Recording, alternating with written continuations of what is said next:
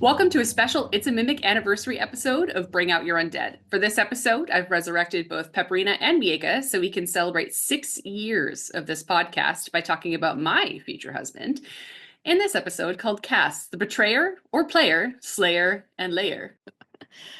This episode on the It's a Mimic channel is going to look at the only sexy slab of undead man meat that makes Megan swoon. But before we explore Cass, I want to ask, who is your go-to sexy vampire from pop culture besides Cass, Megan? I would like to point out that on the show notes, Ellie put in a note that Spike is her vote. So yeah, in the last episode that we recorded, she wanted me to make sure that I represented Spike for us both. Yeah. Is Spike still your answer? Or do you have another one? Oh no, Spike is always the answer. There's a lot of other hot ones out there, but Spike was my very first vampire love, so All right, so I don't really have one. So it's a group of vampires in this book. The Black Dagger Brotherhood. I don't know if anyone's heard of it. They came out probably early 2000s. But no one has been able to basically, I don't know, those vampires are sexy. You just gotta read. Read. Black Dagger Brotherhood by J.R. Ward. Have fun. You're welcome. Amazing. I love that for you. I mean, other than Cass, I feel like from Vampiric, I do have to go with like the regular pop culture ones. Like Vampire Diaries Damon has always been like my go-to fanfic connection. I do like a brooding bad boy. Apparently I have a type. Yeah. Don't y'all? Yeah. But really enough, I'm really enjoying, and this is so funny because we're actually Roman and Katie are in the background watching Dracula right now, the new one that came out on Netflix. And by new, I mean a couple of years ago it came out. But it's like a retelling of the classic Dracula story. And I'm really interested now in like the newer portrayals of Dracula. So this one including the Midnight Mass, like the priest who was the vampire, like, sorry, spoilies. But the whole, like, I don't know, priest collar, it gets me. So like, that's one of my new favorite ones. So Priest bad boy. Yeah. So you know what? I can't get enough. It's good shit. Yeah. All right. So the moment we have all been waiting for in this entire Undead series we've been recording for 3 years, we're going to talk about Cass.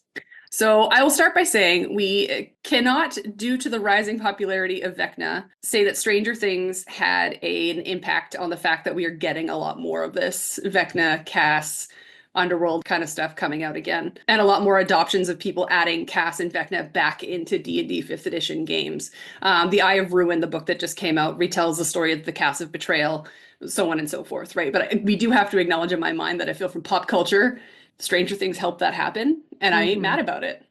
Yeah. But we have had Cass and Vecna stories and history like over the generations of D&D 5th edition. Like we know that Vecna has existed since the beginning, but before we get too far into like their history and their lore, let me just describe Cass to you so that we can go through this with an image in your head of what Cass actually looks like and who he is as a vampiric person. Say it slow and in a deep voice. I'm not good at the sultry voice. I'm not gonna lie to you. Paint a picture for us, Ben. I'm going to paint this picture for you. So Cass, also known as the Destroyer, the Bloody-Handed, and most commonly known as the Betrayer, is a young 30-year-old man that is well-muscled and chiseled with raven black hair, cloaked in red robes and shiny armor. But don't let his handsomeness fool you. He is much older than he appears, as of course he is a vampire. The fangs that he bears shows that to be true. So hope that painted you a beautiful picture of this beautiful man. Yeah.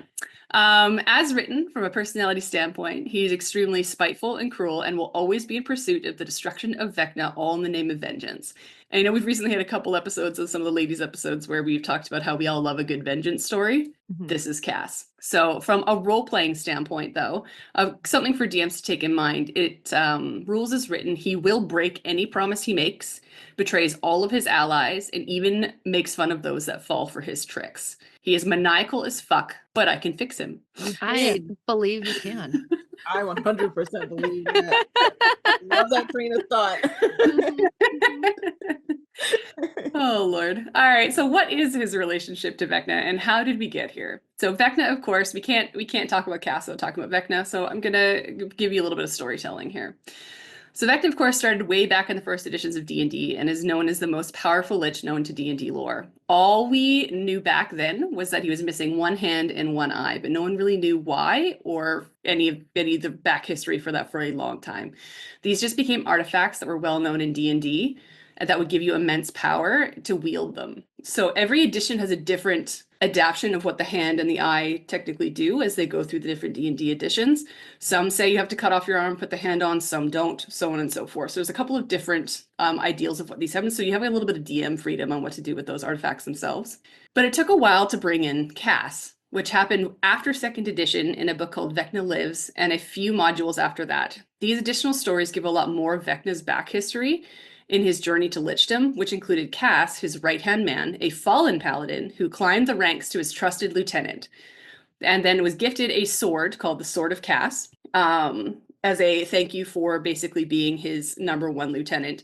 And it gave him the strength to continue to run Vecna's armies, along with the gift, of course, vampirism for that long life to continue to work side by side.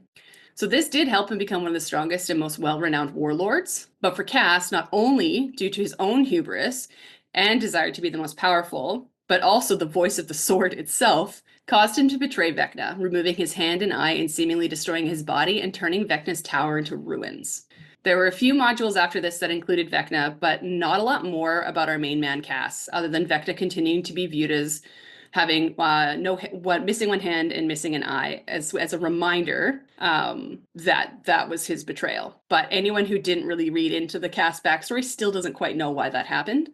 But also, after a couple of those stories happened, Cass's sword actually became a magical weapon that you can seek. It is a quite powerful sword that you can wield, but it will lead its wielder to betray the one thing they care about. So it is a very, very powerful sword, but it will ruin a player if you want to use it as a DM. It is good to mention here that their feud remains just as intense and as strong as they both seek to destroy each other. And that brings us to the 5th edition book that just recently came out. Adam and I did a quick flip through of it in one of our lore dumps, as well as I've mentioned it a couple times, and that's some of the undead that we're covering right now. But yeah, I'm going to tell you right now, there will be spoilies in this, and there will be some intense spoilies. So if you want to be surprised, too bad. So the main drive of this story is after the betrayal had occurred and both of them lay dormant for a while. The hook is that Mordenkainen, Tasha, and Illustrial, Silverhand, have noticed something is wrong in the universe and have deduced Vecna as the culprit.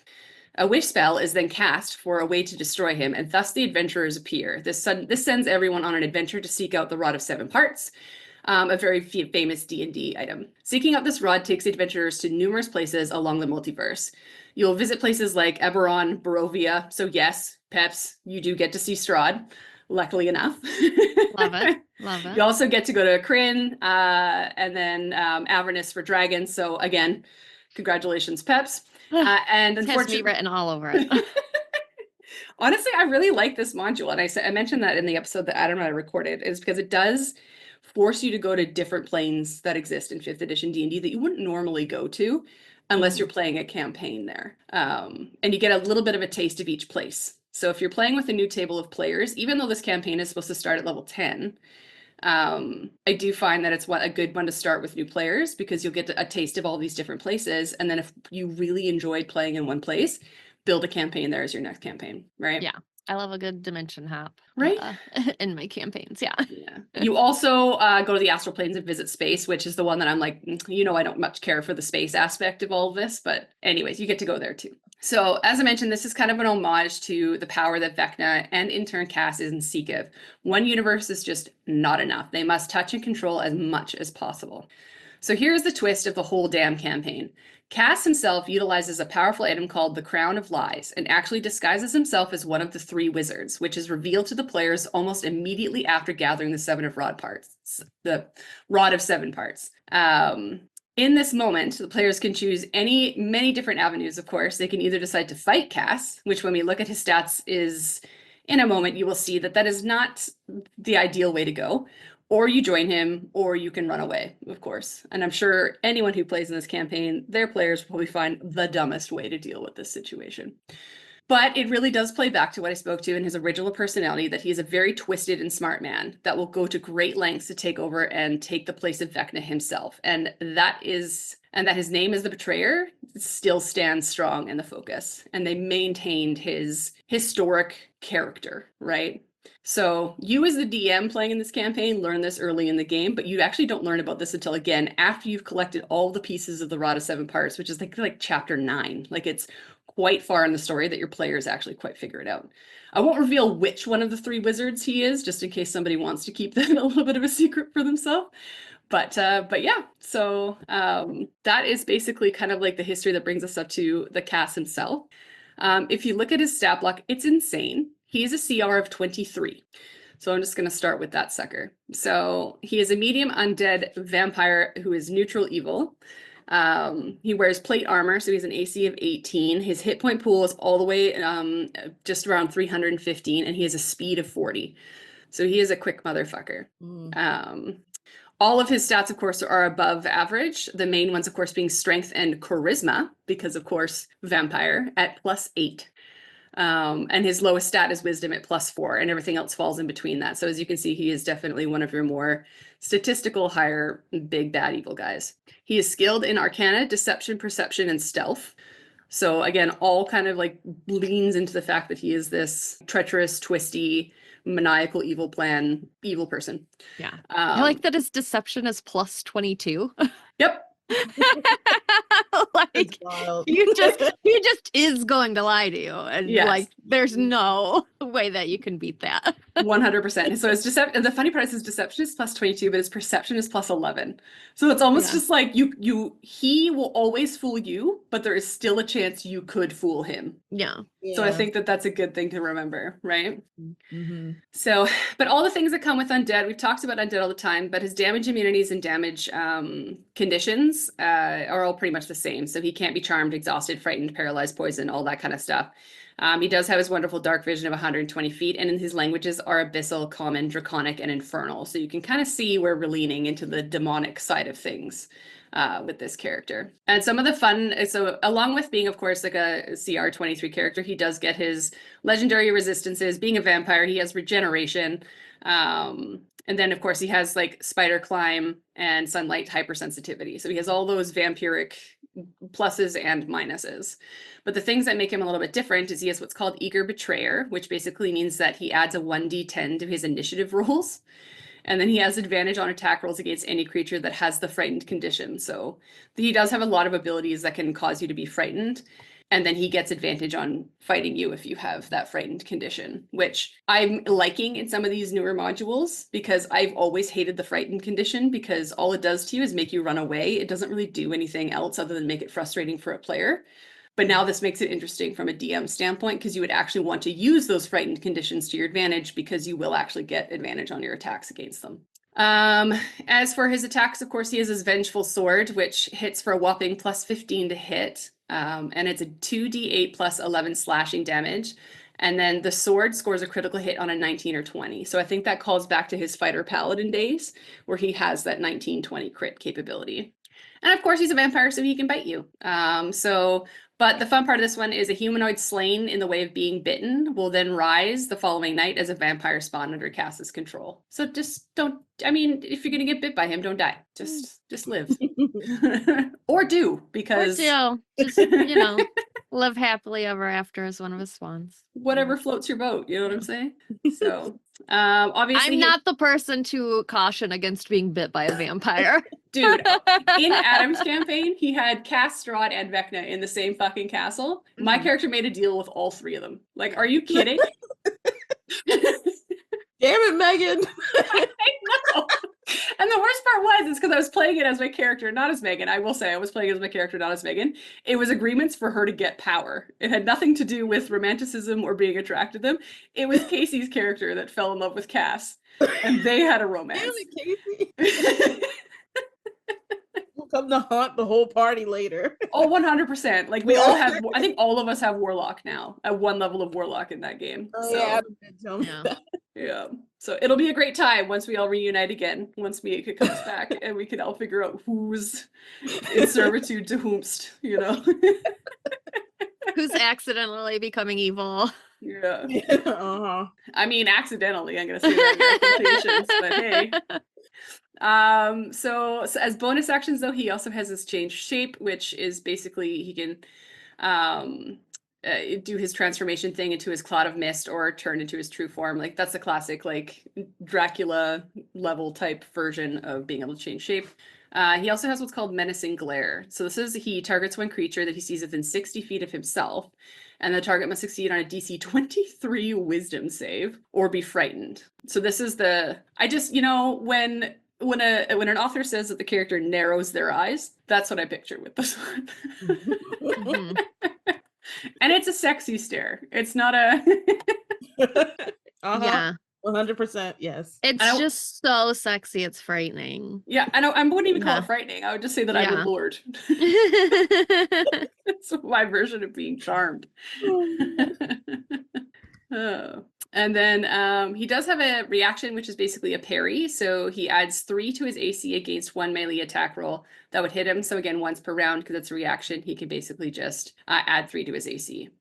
He then makes 1 vengeful sword attack with his swordy sword. That's with any creature that is within 5 feet of him. And on a hit, the target will take an additional 2d8 slashing damage. So I think that the parry is interesting because even if, let's say, the barbarian strikes and he adds the 3 AC and then as a reaction will then hit someone else. So I feel like that ties into his revengeful side.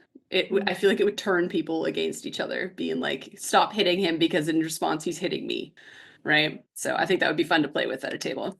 Other than that, he of course has his legendary reactions. So he can take 3 actions, choosing from a couple of different options that we have here. So he can either move, which basically means he can move up to his speed without provoking any opportunity attacks. He can use a sword for a cost of 2 actions, using his vengeful sword attack. Or he can rise fallen soldier. So this is what casts and magically summons a specter, which for anyone who's listened to our old Undead episodes, we did episodes on specters. We love them. But a specter will appear in an unoccupied space within 30 feet of Cass, and it will, of course, obey him. I like the way that I could use the word obey. Rules is written. The specter takes its turn immediately after Cass, and it lasts for 1 hour until Cass dies. Or Cass can dismiss it. And then it is noted that he can only have 1. He can't have 2 specters at a time. So only 1 follower at a time. But yeah, that is everything to do with our main man, Cass the Betrayer. Initial thoughts, ladies? He's powerful and complicated. I like that. We love a powerful, complicated king. Yes, Um, yes we do. Mhm. Yes, we do. Oh my goodness. All right, well, let's raise some dice and we'll go through some inspiration points with this one. All right. Okay, I Oh, got 20. what the fuck? How do you get a 20 on my episode? How dare you? I got a 14. How about you, Miaca? Roll a 7. 7. All right. So let's start off with a role-playing tips and tricks or whatever you have in mind for a role-playing idea for Cass Peps to kick her off. I like the idea of him like hiding in your party as an NPC. Because we know he's like vengeful and like at the end of the day, that's what he's out for. But I also think that he is smart enough to be able to control that, to hide within your party and like pretend to be a nice guy or your NPC. Yeah. And that until like his deception's 22. Nobody is going to catch on that he is not who he seems to be. So he would just be very charming, flirting with everybody in your Yeah. party. Someone's gonna fall for this guy. And Someone's then gonna fall for this guy, and it's gonna be like a brutal heartbreak at the end when he betrays everybody, because he's going to. That's his thing. yeah. No, again, it's rules is written. He will betray anyone that Yeah. he speaks to, right? And so I could see in your point for your story, Peps, that like if he's infiltrated the group, some people will fall in love or start to like him. Or in campaigns we played with Adam, it would be the guy all the girls fall for, but the guy the guy all the girls fall for, but then the guys at the table all rolling their eyes because he's the most pretentious, hubris-filled man, but the women are like swooning, you know? I think I would like for him to make the guys question their sexuality. Hey man, I'd love to sit at that table for sure. This is the guy that's gonna do it. Oh, 100%. And Yeah. he would specifically cross those boundaries Yeah. to have that moment with those. I think we've made it canon that all vampires are bisexual, so course, he would hit yeah. on everybody in the party. Yeah, 100%. Oh my goodness. But I think from a DM role playing standpoint, like a tip that I would remind folks is, and your story kind of plays well to that, Peps, is that yes, he is written as cruel and deceptive, but that doesn't mean he's rude and evil all of the time. It means that he is a chameleon of the situation to put himself at an advantage. So he will play the part that he needs to play to get what he wants. So he's not always going to be a dick. He's not always going to be an asshole. But when it's time to show his true colors, you have to be able to see that flip. Yeah. So that is a great thing to remember as a DM, that when you do the reveal, whether or not he's infiltrated your party in some way, shape, or form, or again, you're playing the story true as written, that Cass is just one of the wizards this whole time.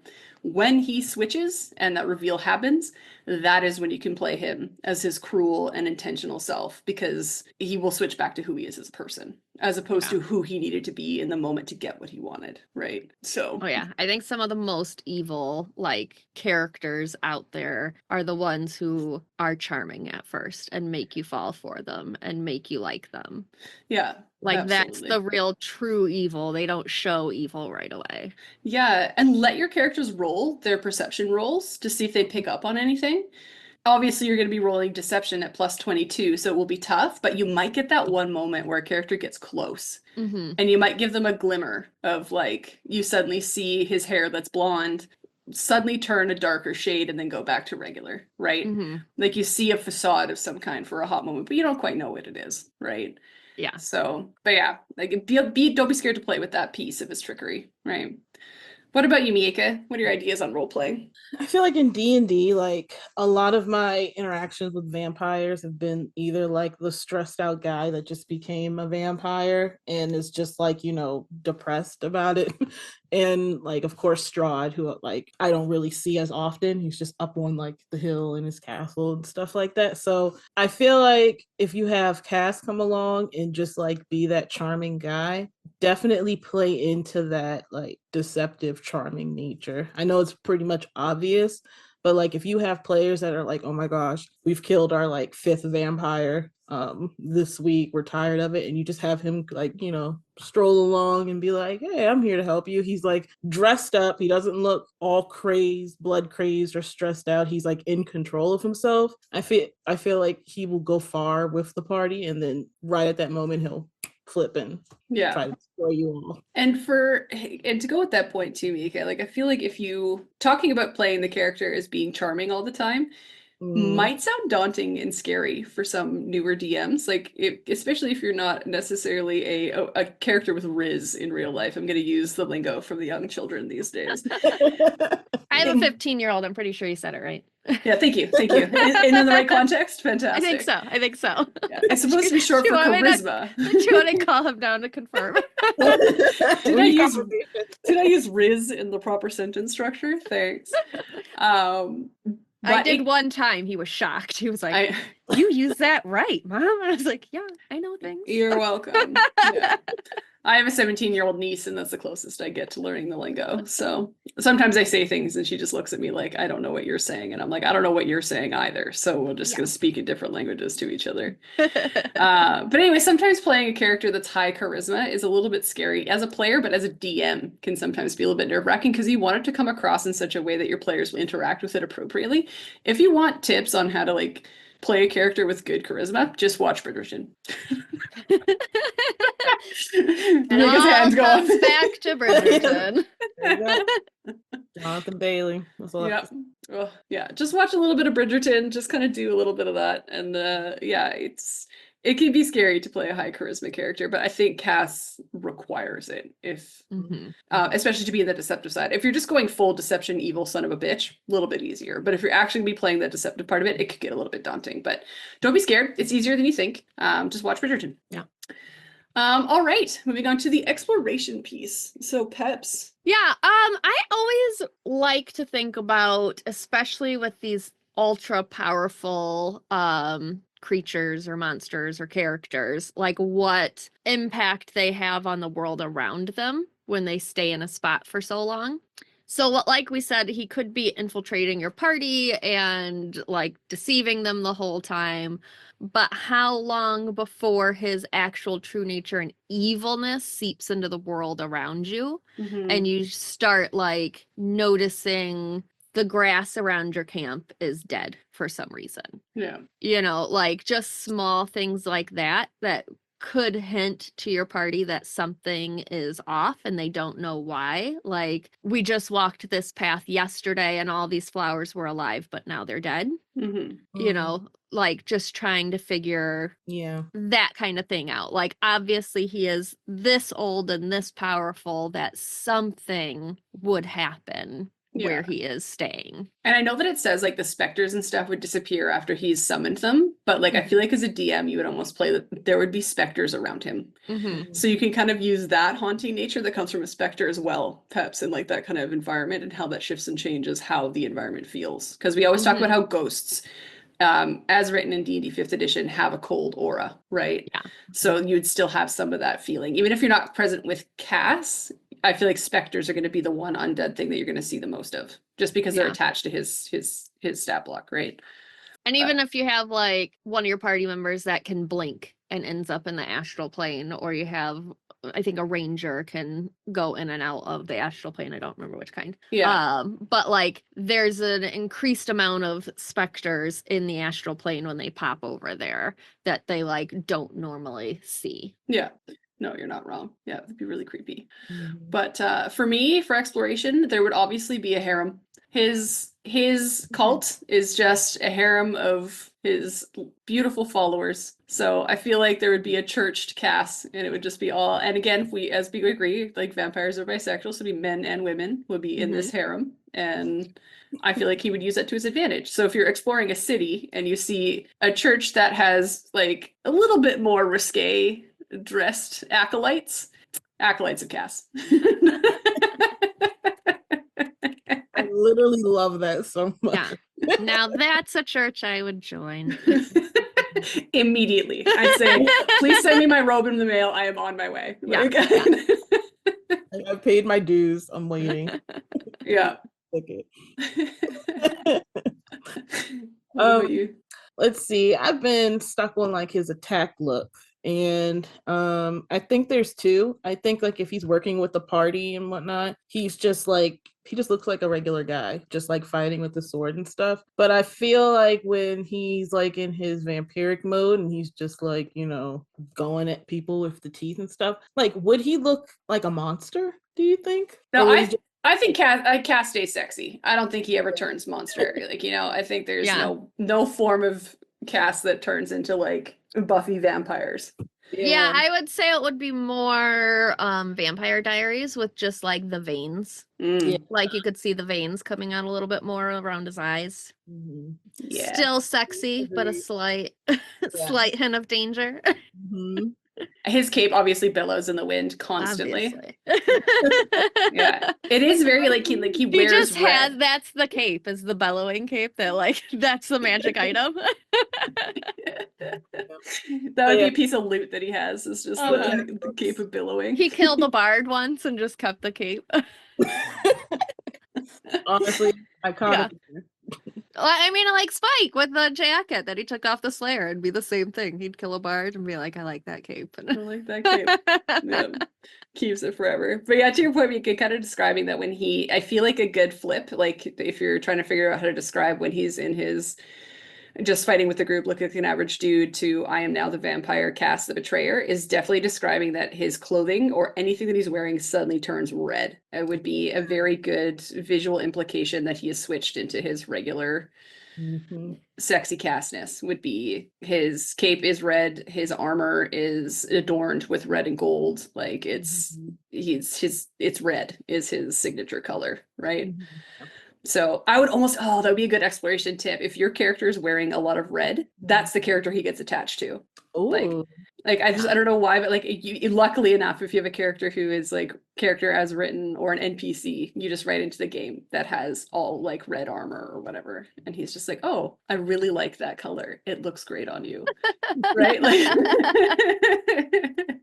Yep. It's just me liking Dylan and anything green because it matches my hair. Yeah. I love that. Well, we're a green and gold family, so anytime one of us wears green and gold, it always gets commented on. So, oh my goodness, I love it. Yep, I love it. Sweet.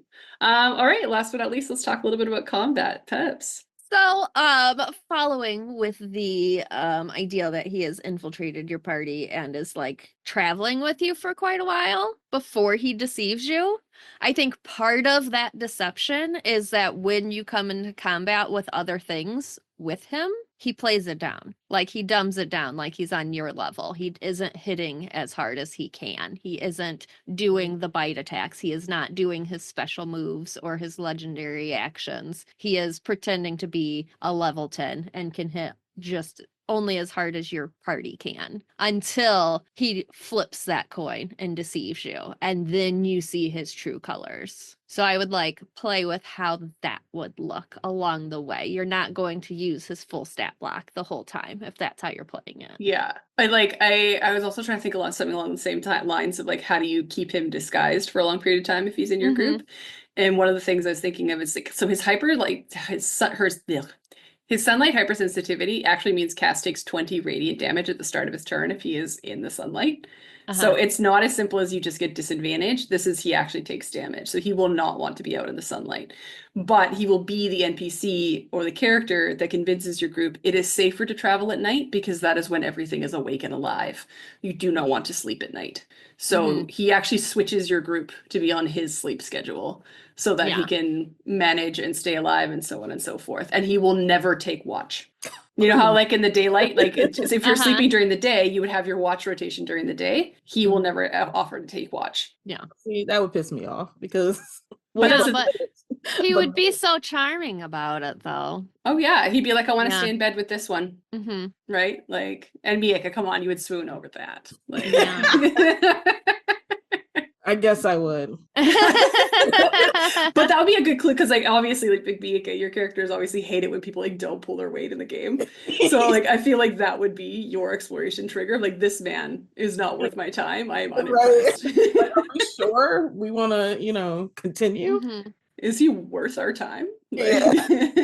Man's is whiffing like sword shots, and he doesn't even take watch during the day. What are we? Yeah. Someone's got to wake up from this spell. But then you would fall into the trap of like, I can change him. And then because he would immediately get drawn to you because you're the one he has to convince is worth him staying there, right? So you would get like the brunt of his charm. So get ready for that, Miaca. Yeah, that's true. Yeah. Fuck. All right. Fine. Oh man. I've been okay. So his loot, I feel like he's definitely rich, right? Of course, like has lots of money. Has lots of things. What would his house look like? I know this has nothing to do with combat, but I'm like, does he have a castle? Is it a manor? Like what is I feel like he's a manor kind of guy. Yeah. Like, is it cozy on the inside or is it like, I don't know. The whole thing's a red room. Yeah, like it would be adorned, like all the curtains are gonna be red velvet. Absolutely. There's gonna be red carpet all over the place. So like when you enter, you feel really special.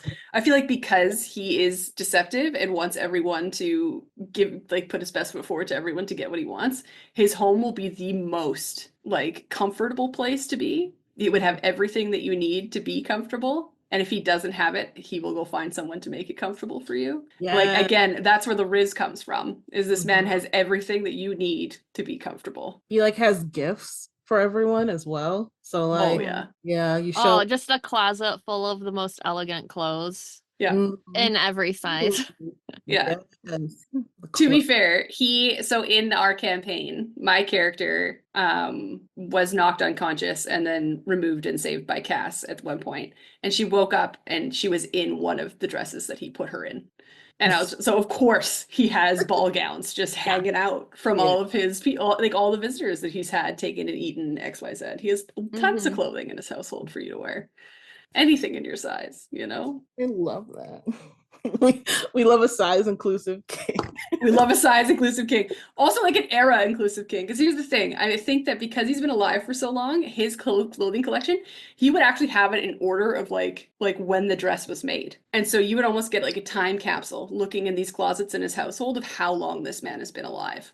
Because he'll have dresses from every era, every land too. He'd have like Eberron clothing. He'd have, because clearly he's traveled to all these places. So he would have adornments from Strahd's castle that he's taken from as a will of power, right? So you would see everything in his castle. That's an interesting piece, Miaca. That's awesome. Yeah. See, it's all about the loot. Like, could you imagine that like every room in his house would be an homage to a different like lich or other vampire? So like he would have a Strahd room that's decored exactly as a room in Strahd's castle would look like. He has like a Vecna room. He has like and all the wizards. He'll have a room based on all the different wizards. He'll probably have a dragon somewhere. Yep. So he has his own respectability scale, but it's like he throws it into interior design. Yeah. Well, he's a man of power. He wants to be the most powerful. How would you do that? By showing that you can visit these other big bad evil guys, survive, not only survive, but be able to adorn your house with their shit. Yeah. All right, yeah. That's a badass move. He's a badass guy, Miaca. Yeah. That is a move. Love it. It's a mood and a move. Yes. Oh, Lord. All right. So on a scale of 1 to 10 rigid sword hilts, how would you rank Cass the Betrayer as a part of the undead landscape in D&D 5th edition? 20. That's a nat 20 for me, dog. Right? No surprise there, but yes, he just takes the cake for me on all aspects. So yeah, I mean, we all know my true love is Strahd, so I can't score him higher than Strahd. So 9.5. You know what? Fair enough, Peps. And you know what? I'm glad that we have different taste in men, or else we'd have a problem here. Same man, different cloak, though. You know. Next, we'll discuss our taste in women. Ah. I like that episode for us. But I'm willing to share with you, so. Fair enough. Yeah. Okay. Good to know. What about you, Miaca? I would say a 10. I feel like he would get on my nerves, but then like I would like him, and then I will realize that he's a manipulator, and then feel like I could change him, and then just end up liking him again. you would have the will they won't they relationship with Cass 100%. Like that's what it would be. The enemies to lovers is what it's gonna be, because you're like, fuck this man. I don't want him in our group at all. Like, why are we working for him? I would just be stuck on that part. Like that would be the thing that would piss me off. Like who's doing watch? Because I already don't like doing watch by myself in D&D. So it'll be that point that'll just piss me off. But yeah, enemies to lovers. But I'll give him a 10 because he's powerful. Oh my god. That's so funny. Oh, Lord. All right. Well, now it's time for everyone else to just go away and leave me and my beloved alone for the next 6 years. If you'd like to discuss what you've heard here today, you can find us on Facebook, Instagram, and at our It's a Mimic. For more episodes on monsters and other D&D topics, you can find us on Apple Podcasts, Spotify, and YouTube, or whatever you listen to your podcasts on. Thanks for listening to this special episode of Bring Out Your Undead. If you'd like to support us, we have a donate button on our website, itsamimic.com, as well as a store and a Patreon. You can check the show notes for details. Thanks again for listening to It's a Mimic, where you never know what you're gonna get.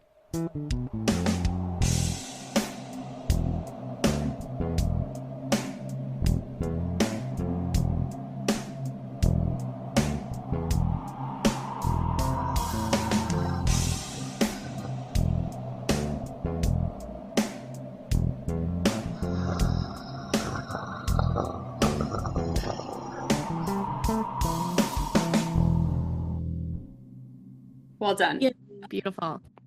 Sweet. It was good. I'm very sad that the Undead is now officially over. Yeah.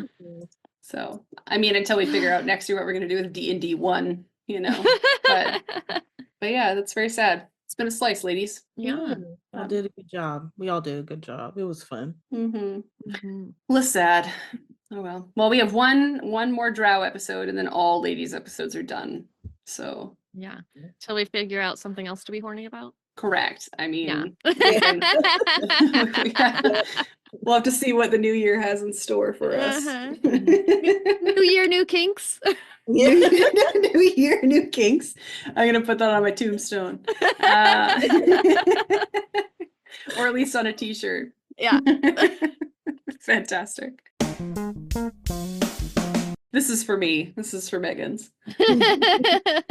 All right. I know. I looked at the breakdown. I was like, oh, I don't have any notes. So I told Dylan, I was like, I just get to show up and be horny tomorrow. Yep. 100%. Yep. Easy. Well, I get to drop some Done. actual lore for everybody. Done. You're I welcome. just get to show up and be horny for vampires. I can do that in my sleep. It's very true. I love how Cass is introduced into our campaign and fucking Casey is going after him. And I'm like, you wench. You know, nobody knows better than us sister wives. So It's true. I was like, just because there's, it's all of life's problems could be solved with polyamory. I'm just saying. And yet you get an extra 10 issues with it. But you know what? That is how I ended my marriage, which fixed my life. So yeah. life changing, You're welcome. Hey. Say it So- slow and in a deep voice.